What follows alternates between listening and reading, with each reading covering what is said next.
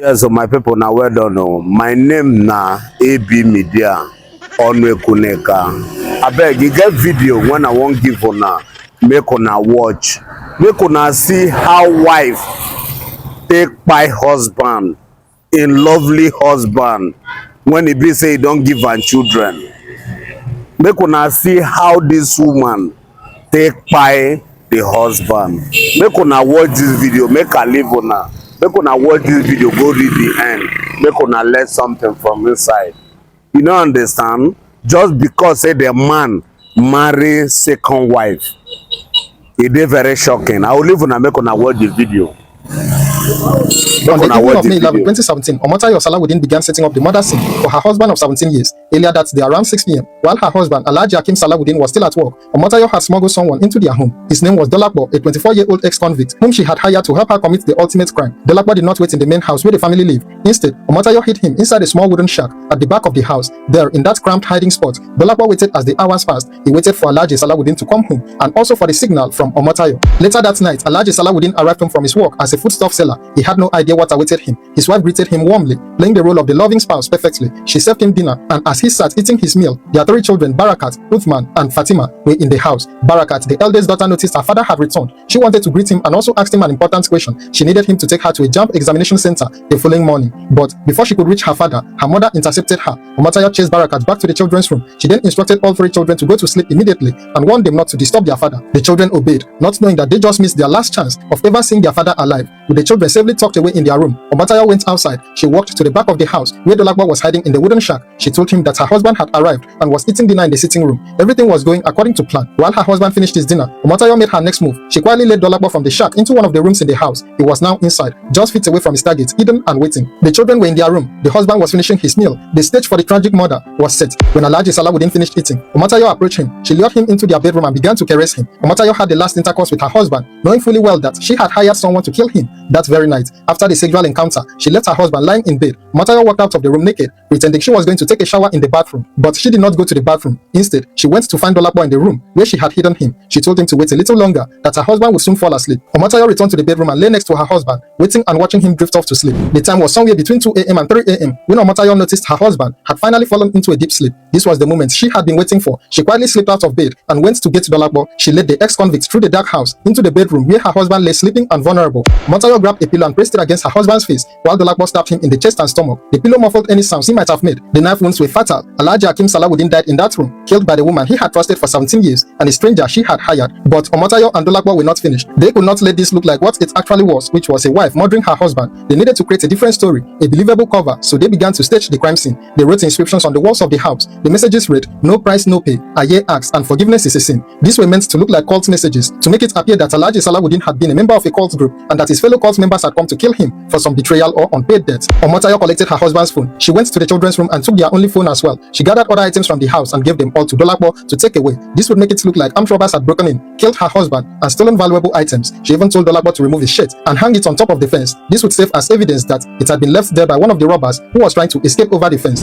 For Dolapo to escape without arousing suspicion, Omotayo gave him her late husband's jalabia, a traditional flowing robe that Alhaji Salawudeen often wore around the neighborhood. Dolapo put on the jalabia to impersonate the dead man. If anyone saw him leaving, they would think it was Alhaji Salawudeen himself. Omotayo quietly opened the gate to let Dolapo out. Her plan almost worked perfectly. Some vigilantes in the neighborhood did see someone leaving the house in a jalabia, and they mistook him for the deceased because of the traditional dress. Dolapo walked away into the night, believing he had gotten away with murder, but a heavy storm was coming for both of them. The next morning, Omotayo raised the alarm about her husband's murder. She even informed Alhaji Salawudeen's brother, who made his way to the house and discovered the horrible scene. He immediately reported to the police that 2 unknown men had entered his brother's house around 3 a.m. and stabbed him to death. He said nothing had been stolen, though the staged scene suggested otherwise. Police detectives arrived at the scene and found the inscriptions on the wall. At first, it seemed like a cult killing or perhaps a targeted assassination, but the investigation took a different turn when they began tracking the stolen items, particularly Salawudeen's phone. The police began tracking down the missing phone. They discovered that Dolapo had sold it to a friend. When they found the buyer, he led them directly to Dolapo. The police quickly identified him as an ex-convict, which raised even more questions. When Dolapo was arrested and interrogated, he confessed to the crime. He told the police that he had not acted alone. He had been hired by the victim's wife, Omotayo Salawudeen. According to Dolapo's confession, Omotayo had contacted him while he was in Oshogbo. Dolapo admitted he used to shut shuttle between Lagos and Oshogbo doing illegal activities he called runs. Whenever he was broke, he would go to Lagos to make money illegally, then come spend it in Oshogbo. It was during one of his stays in Oshogbo that Omotayo approached him with a deadly proposition. She had promised him whatever he wanted if he would help her kill her husband. She promised him a befitting accommodation, among other benefits. Dolapo, an ex-convict with no moral compass, agreed to the deal. He provided detailed information about how Omotayo had smuggled him into the house, hidden him in the shack,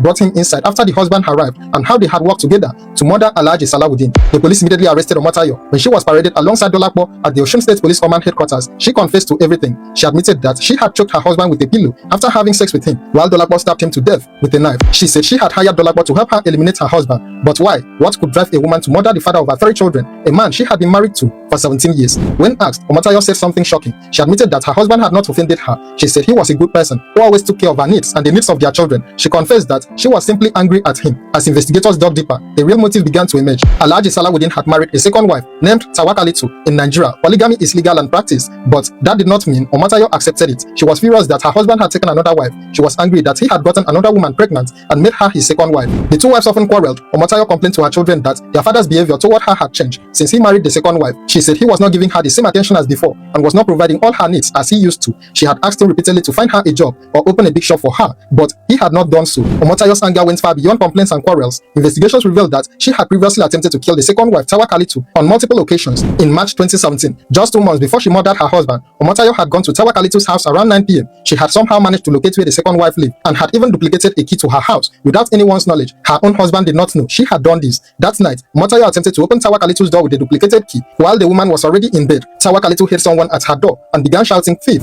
Omotayo tried to run away, but was caught by neighbors who had come to help. They beat her and even stripped her naked. When someone examined the bag Omotayo was carrying, they found terrifying items: a small bottle of petrol, a new knife, a rope, and a matchbox. Omotayo admitted to the neighbors that she wanted to kill the woman who had taken her husband. She also said she planned to kill her husband if he was there and then hang herself. The landlords reported the case to the nearby police station. There was also another incident where Omotayo tried to poison Tawakalitu. Alhaji Salawudeen had brought some foodstuffs from Tawakalitu's family to give to her. Since it was late when he arrived in Oshogbo, he went straight to the house where Omotayo stayed and told her the items were for the junior wife. The next morning, he packed the items and took them to Tawakalitu's house. Shortly after, Tawakalitu called him and said the sachet of oil that was among the items was leaking. When she cut the sachet to pour it into a bottle, she noticed the color had changed. Alhaji Salawudeen went to see for himself and realized someone had tampered with it. He believed Omotayo must have poured pesticides meant for fumigation into the oil to poison his second wife. Perhaps the most heartbreaking detail in this case came from Alhaji Salawudeen's younger brother. He revealed that just 2 weeks before he was murdered, Alhaji Salawudeen had told him something disturbing. He said he suspected that his wife was planning to kill him. When the brother asked if there was any serious problem between them, his brother said there was no major issue.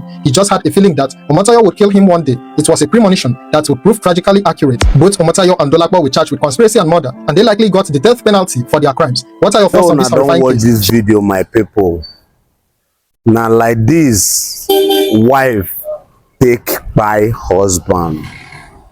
Make una dey very careful who you call your all and all. Feel later by you. Make una try learn something from this video. Just because say the man say he won't marry second wife, na him problem take come out. Abeg make una share the video. Abeg make una share this video. Make everybody for see am. My people, una do.